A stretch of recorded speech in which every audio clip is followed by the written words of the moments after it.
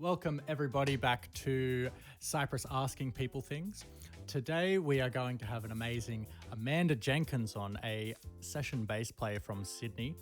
But she also has many a trick up her sleeve, and we're going to be talking and chatting to her, and I'm just going to be throwing questions left, right and center to her. So Amanda, if you want to just introduce yourself to everybody and what you do. I mean, I've already explained what you do a little bit, but obviously you can expand on it.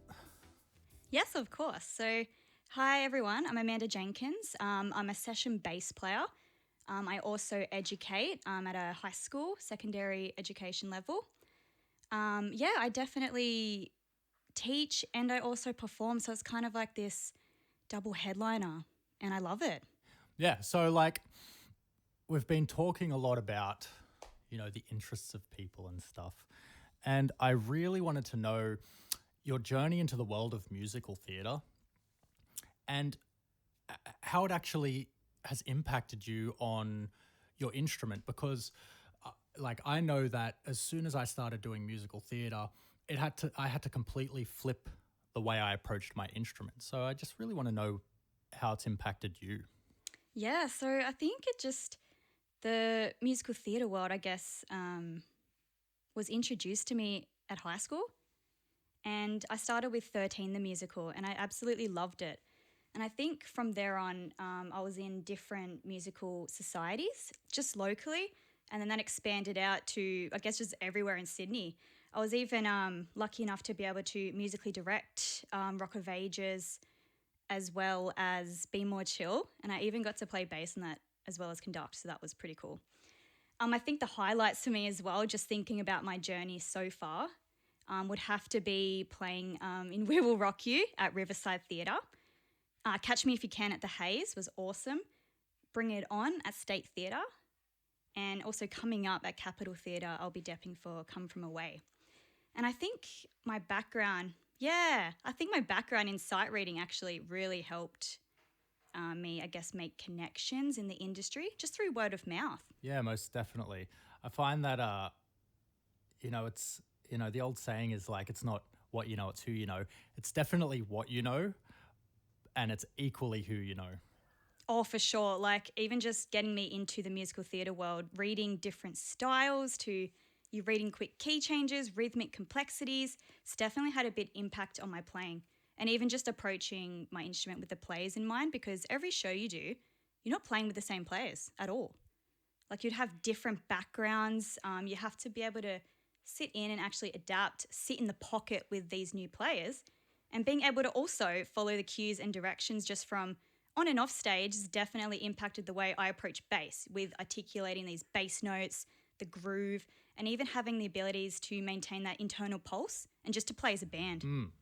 So when you're changing your articulations and the way you're approaching the instrument, what are you referring to there? I know when I'm playing with different bass players, I'm definitely listening to how they're sitting with the pocket and how they're actually approaching the grooves. My immediate mode of thought is this person a Jacko player, or are they a Marcus Miller player? Mostly because the first bass player I played with played very much like Marcus Miller.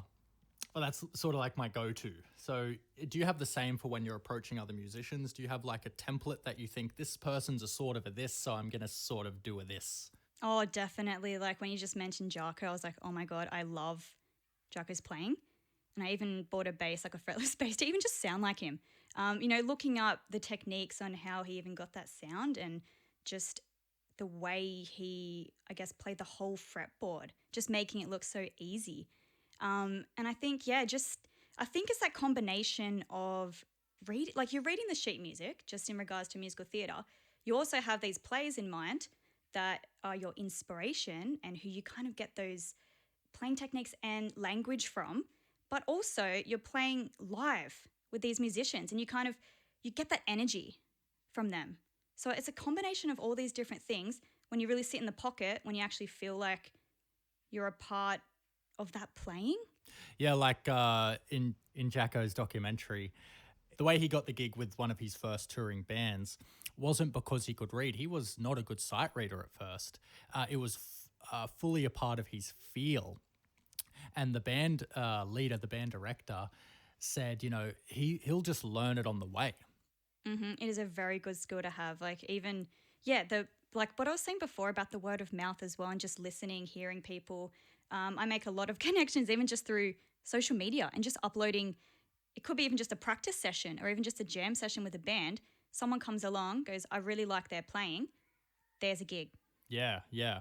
And it's sort of like I remember being in high school and I felt like that was such a huge world, but it realistically wasn't.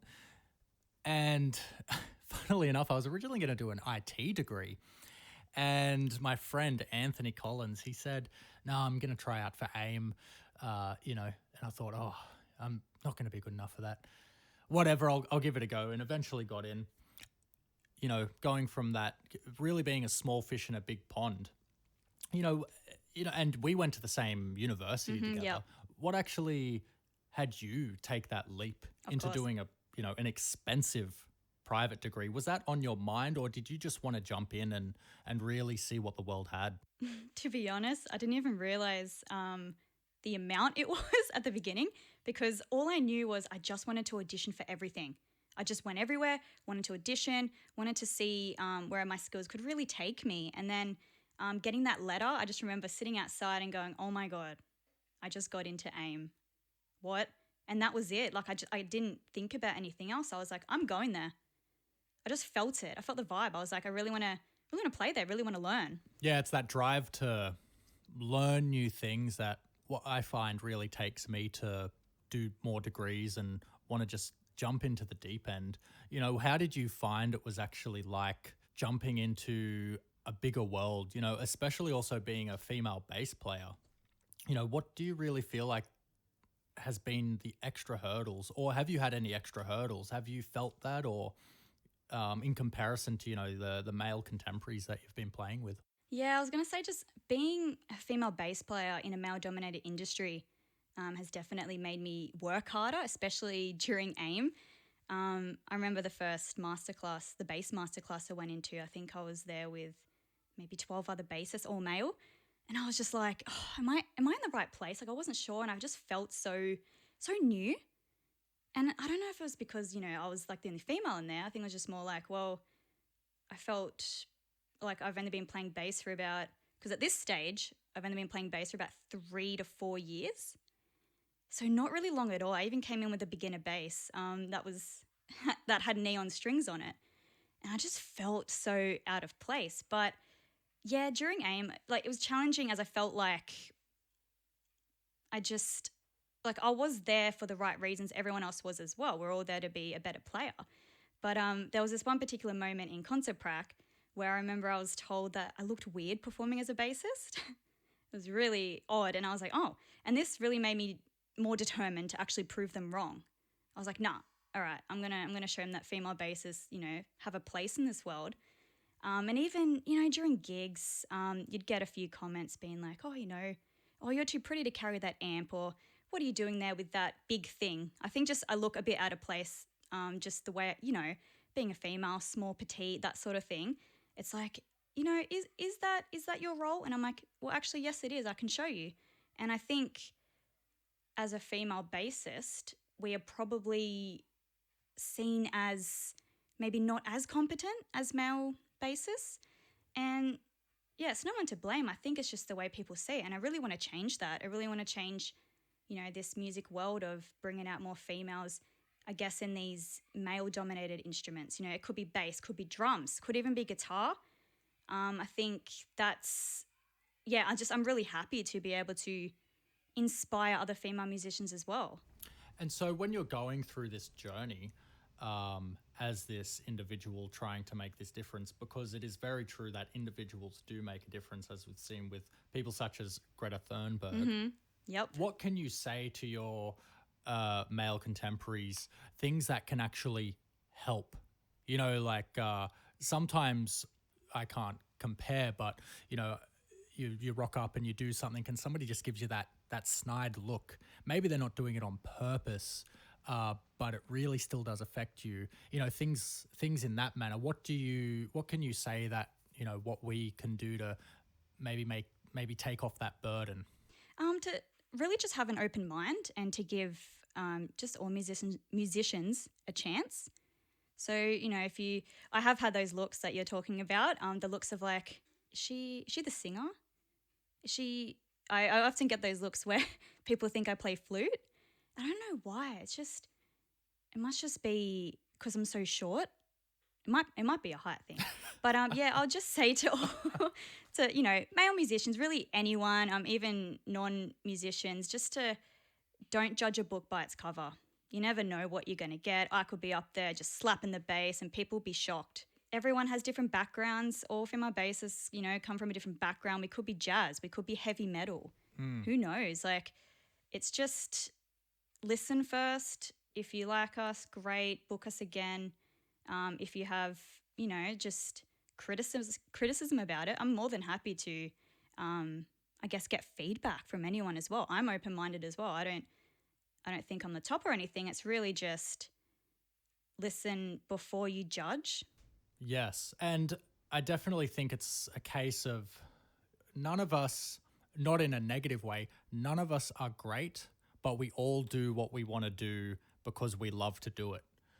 It's exactly. for any individual, realistically, it's really hard to be the best.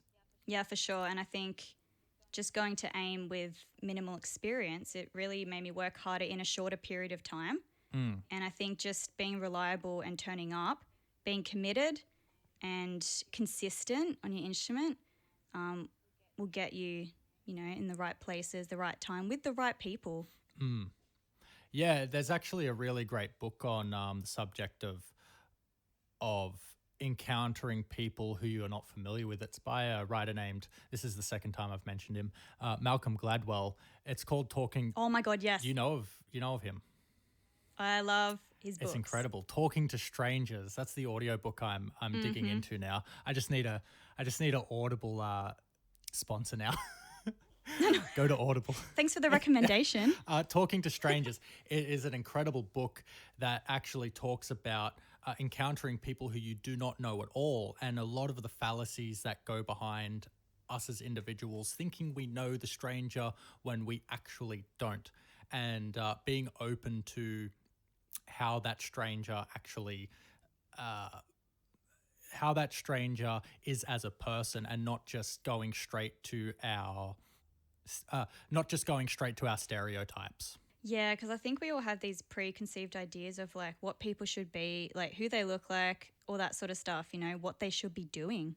Most definitely. And I guess us as educators, we have a really big role in that.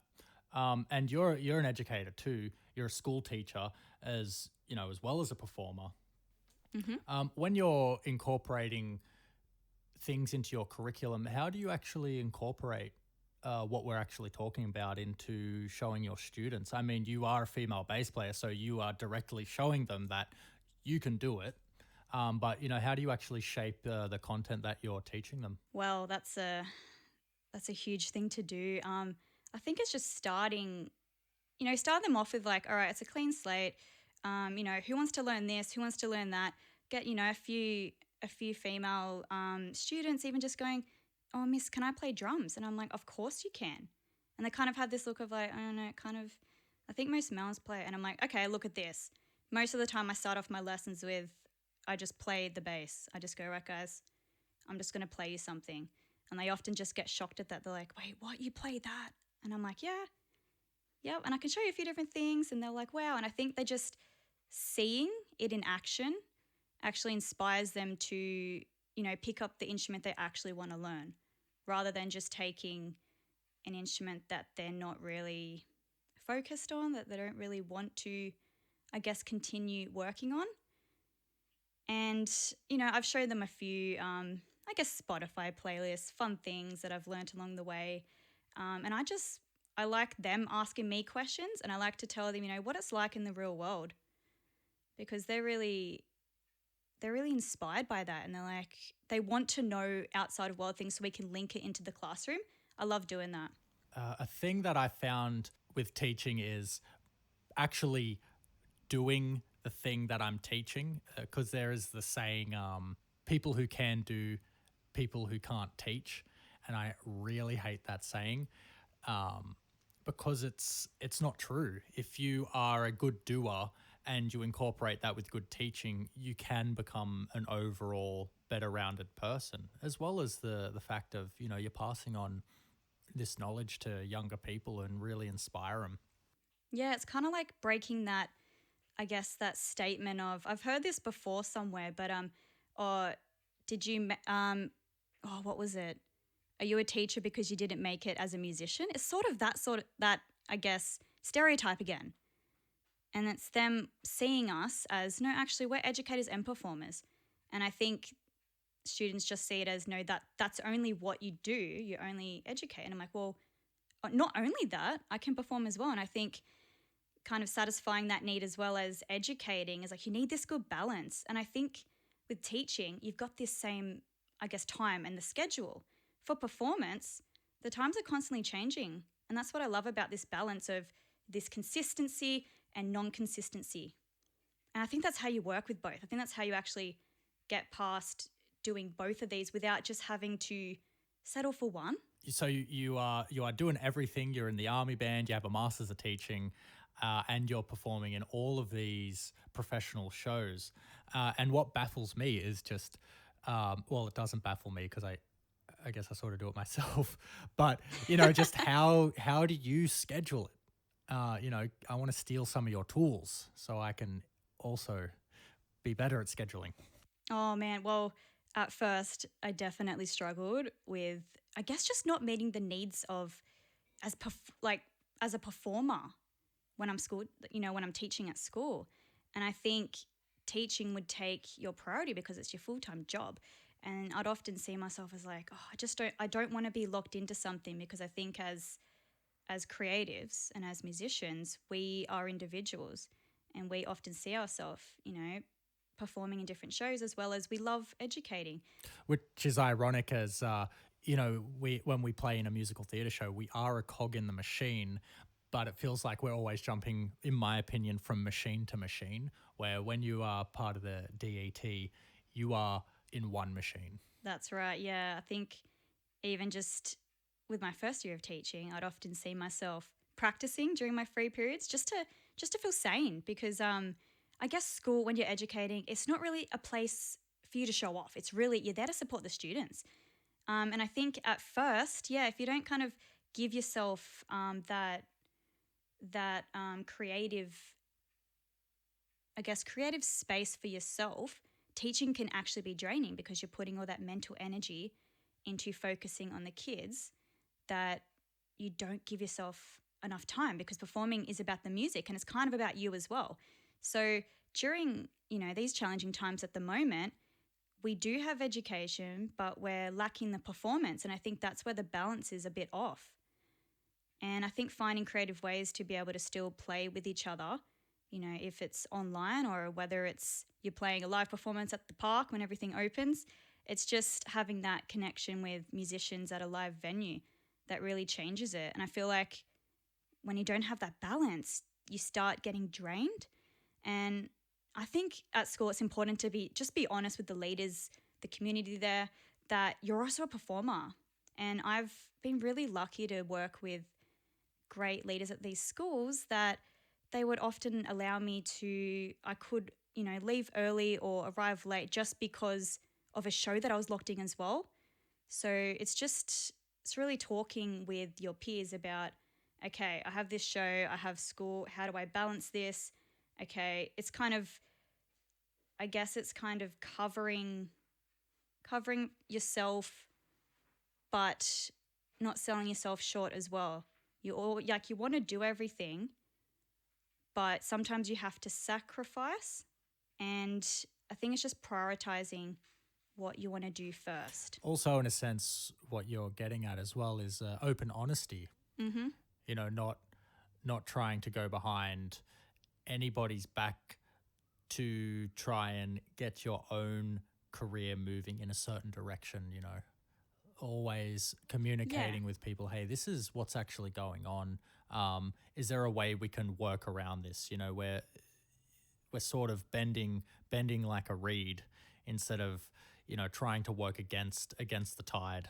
Yeah, well, you can't be everywhere at once, and I think I've realized that it's kind of like with musical theatre. Most of the time, there might be at least one show where you're like, "Damn, I have something already booked." Okay, and then you ask them, "Can I please get a date for this day? I can make every other show," and that's fine because you're being honest with it. You're not just saying, "I can make every show," and then not turn up that night. That's a So it's that's a yeah, paddling. you don't want to do that. Oh no. You won't be getting booked again. Oh no. Oh no. Well, I've heard those horror stories. Where it's like, It feel like every musician has a story, like whether it's happened to them or whether it's happened to the band they're about to play with, that someone's not there or something happens, and it's like, okay, everyone calm down. Let's call the next person. yeah, Get them in. yeah, yeah. Definitely had those nightmares of, it's sort of like turning up to school with your pajamas on or giving a speech naked or whatever. I have two. One is, I am a high school student again, but I still have the same brain. So it's like, in my brain, I still have a master's degree, and all these teachers are rousing at me. I'm like, no, but I have a degree, man. Like, what are you saying? And the other one is showing up to a gig without my drum kit, not knowing any of the material. Look, that's scary. I might one up you. This has actually happened to me where one time, I think it was my active bass, because this is my first time. This is a while back when I first started playing with active bass. I didn't realize that the battery can just die, like straight up. Yeah. And I thought, oh, you know what? There might be some buzzing. So there was nothing. I ended up sitting in the first half of a musical with the battery dead. No. And that has happened. And there was no bass for a whole half. And then I realized second half, whoops, it was the battery. Here's a spare one, all good to go. And that was a very big learning curve for me. Yeah, absolutely. Yeah, I don't think, as you said, there's any musician without a story like that. And reading those stories, hearing those stories from other people just like that, it makes me more calm, thinking like, shit happens. It's the way we deal with it that has other people see us for who we are. Exactly. Spot on there. Beyond this, as I said, you're playing the army band. Has that actually helped you create regimes and moduses of thinking? Has that actually helped you with your time management and the way to get around some of these issues? Yeah, so it definitely has helped me prepare myself for what's ahead. So a big thing in the army, but the army band for me, the 1st 15th Lancers, is definitely teamwork. We've done so many, gigs, shows. If the team wasn't there, it really wouldn't work. Really, there's no I in team. I think one of the bigger gigs we've done, Mardi Gras. It's a huge, huge day, like whole weekend, and we wouldn't even make it out that night unless it was, the team helping each other. And I think that was the biggest things that I loved about it was, it's going to help you with your time management, but as well, you're working with a team. And I think that's one of the best things because every band is basically a team. Like you have to all work together. And I mean, if you wanted solo bass, I can definitely give you that. But this was one of the best things about it. And even just getting these opportunities to travel, to work with the community has been a big thing for me. And it just fills me with a whole lot of joy and honor and just being, more organized just around timings and just you always got to be early. Always got to be early. Just be there. And I think just being ready to go has actually helped me. I think being a creative, I don't know if everyone has this, but we don't mean to be late, but sometimes I guess it's flexible timing, with musicians, with I guess anyone in the creative industry, we can kind of, move the time around a bit. And I think being places half an hour early has definitely helped me with every one of these rehearsals, gigs, shows. It's just being more reliable. This kind of connects with schools as well because I feel like when I was in high school, that's when I first got introduced to, I guess, the Defense Force, like the Army, the Navy. Like that's when I first thought about it and go, you know what? I wanna join, the Army band or the Navy band, because the funny thing is, the drummer in the Army band that I'm in right now, he was actually my HSC English teacher. Oh, really? Yeah, so I was at AIM when I got the message saying, hey, do you want to play bass in the Army band? I was like, oh, what do I have to do, to get in? And it's like, okay, well, first of all, you have to audition.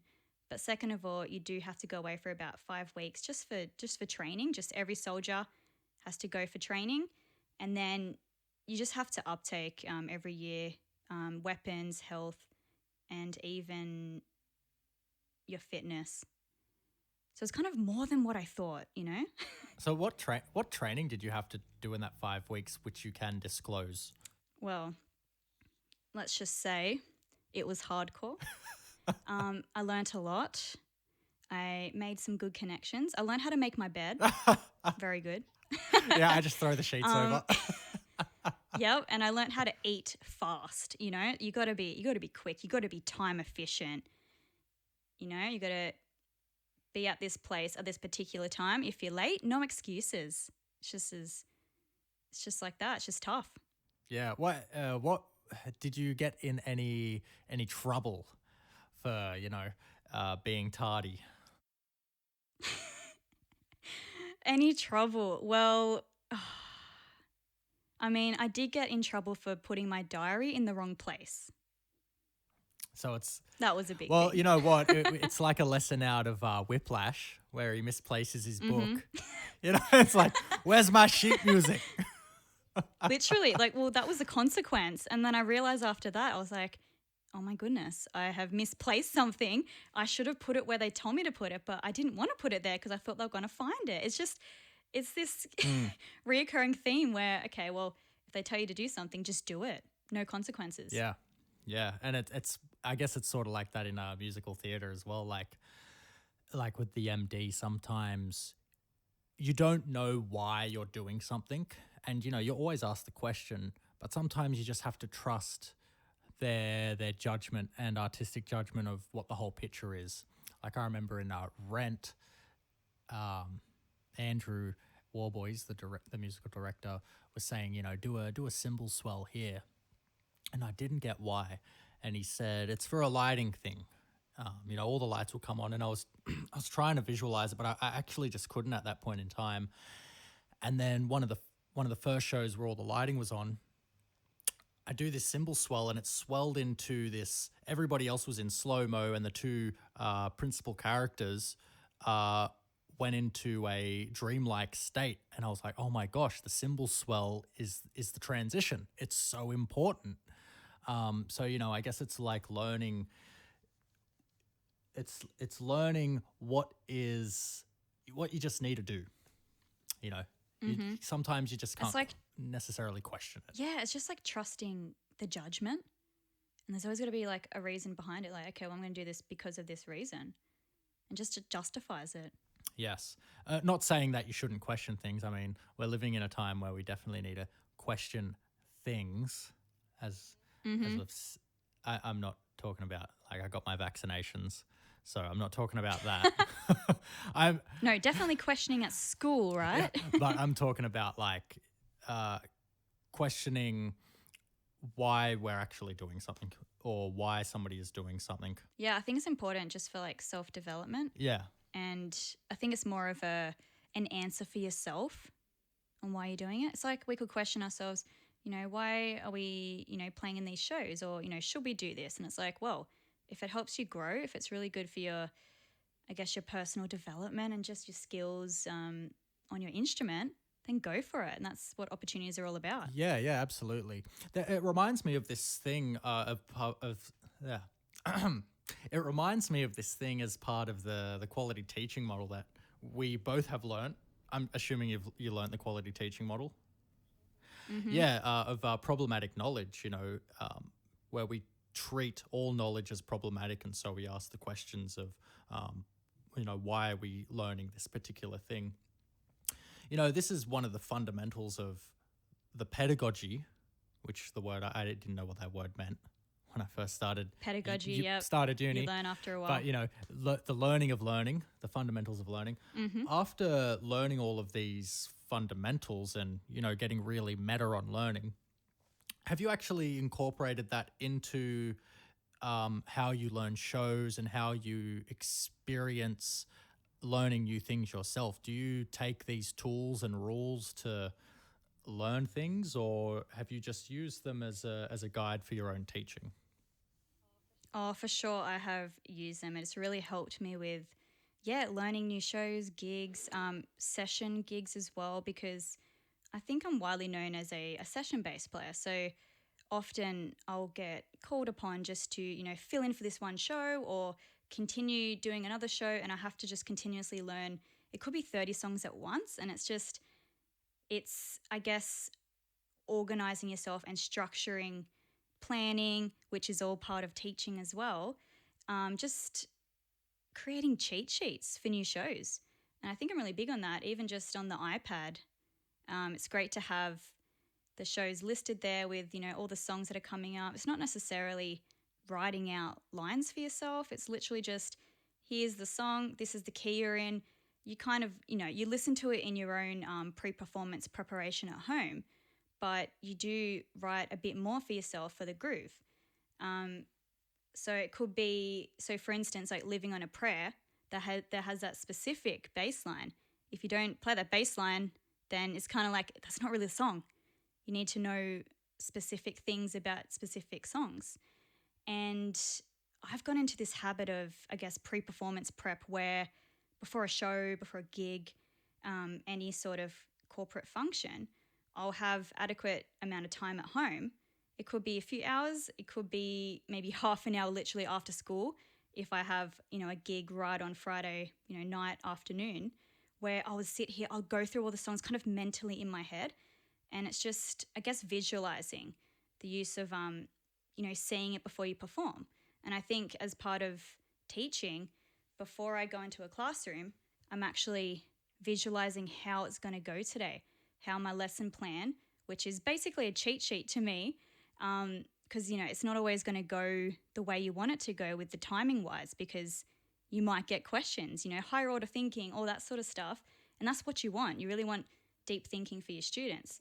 So it's bringing that sort of visualization and thinking about how it's going to go, putting that into my performance prep, and then allowing myself to be creative on the stage, because I've done that performance prep of visualizing my fretboard, seeing where I'm going with this, and then I'm able to just kind of let loose on stage and be able to, I guess, improvise and continue along the lines of the song, but give myself that freedom. And that's what we all want to do. We want to feel comfortable on the stage.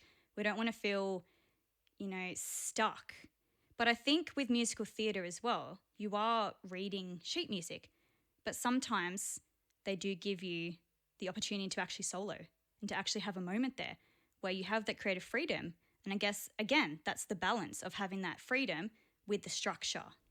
Yeah, yeah, definitely. And it's a sort of knowing your enemy and knowing that when you're going into a reading situation through practicing through previously practicing, your ass off for reading, you can go in with a sense of it'll be right.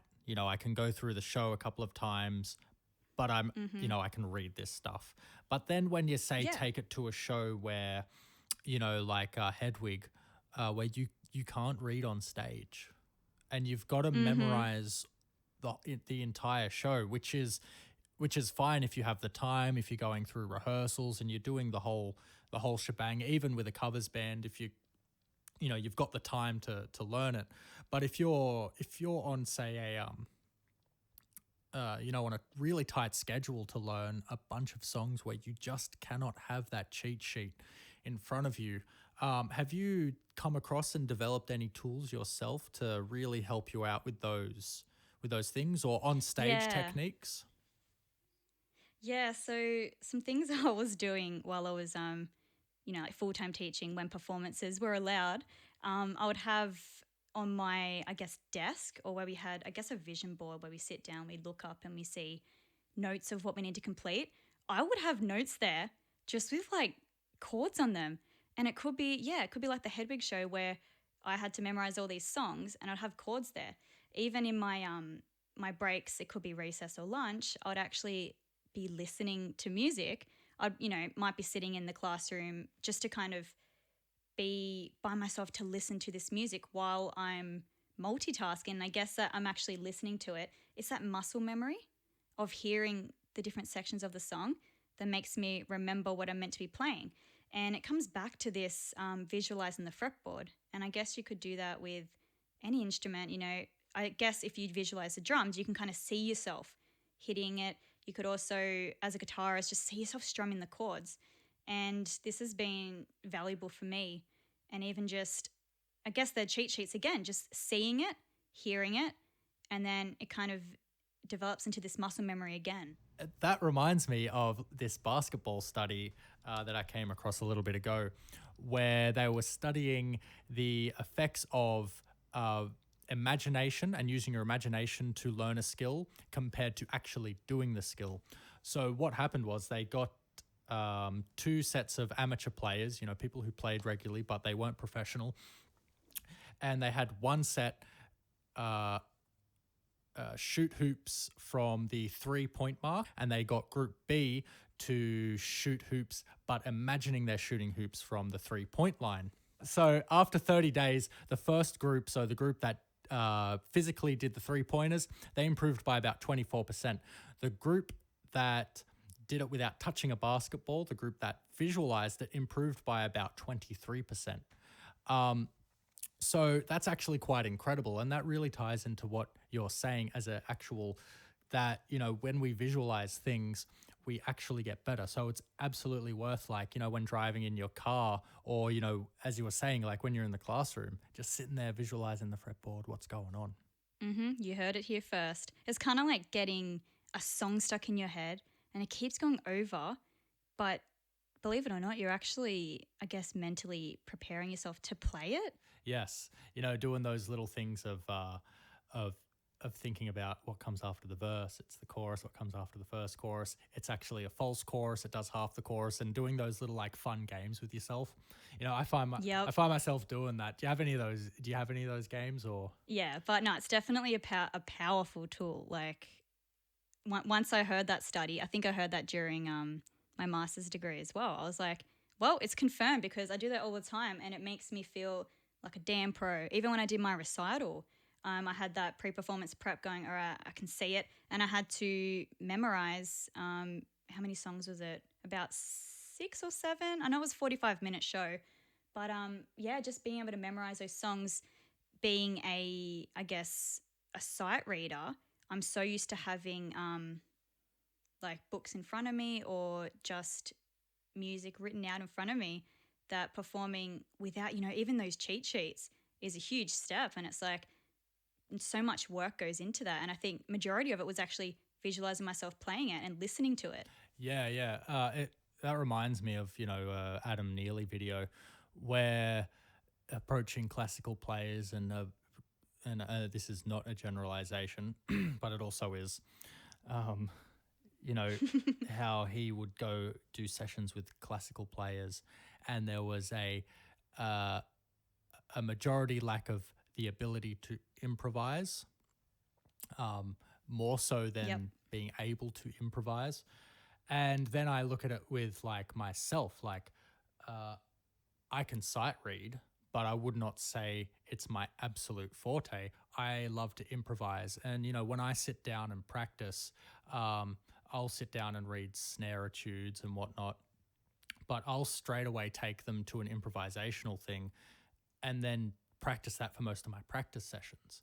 And then It's funny you say that. It's because I'm kind of opposite to you, because I was brought up with the reading background, that I try to start off with, all right, let's improvise over this, this groove.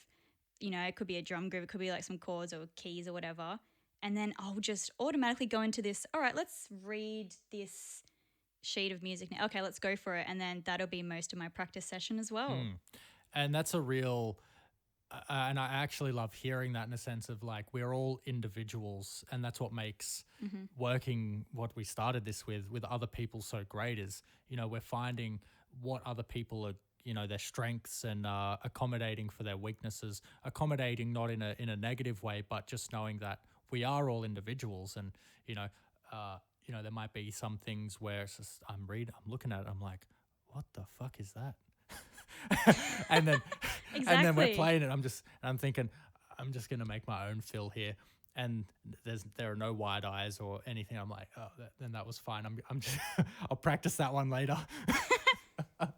Yeah, and even connecting with you at AIM, doing the bass and drum masterclass was awesome because not only did we get to play together, but we got to support each other through it and actually help each other out with things we may not be strong at. Absolutely.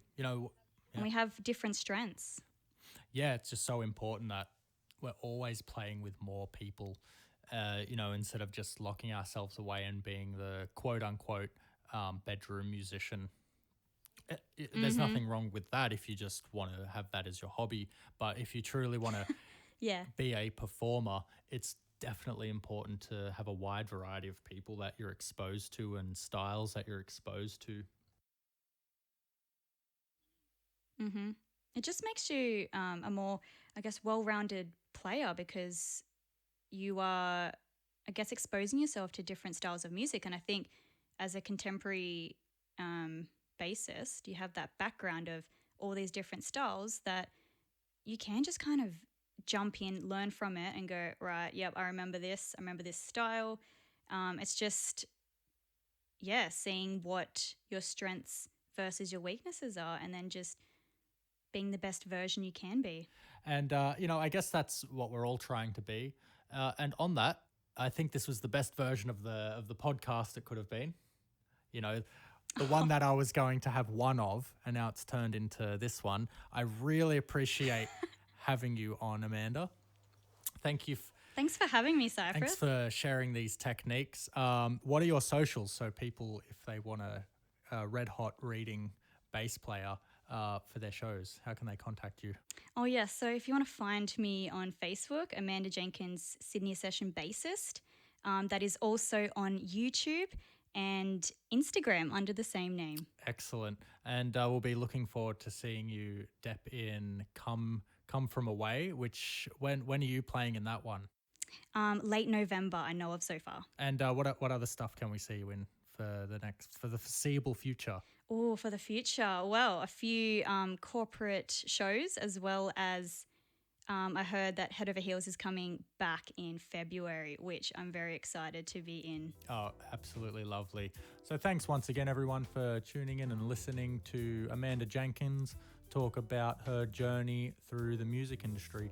The next few guests we are going to have are going to be a vocal specialist, a musical director, as well as an individual who is just finishing their master's thesis on creativity and improvisation. So have a lovely rest of your day, night, morning, whenever you're listening to this. Peace out.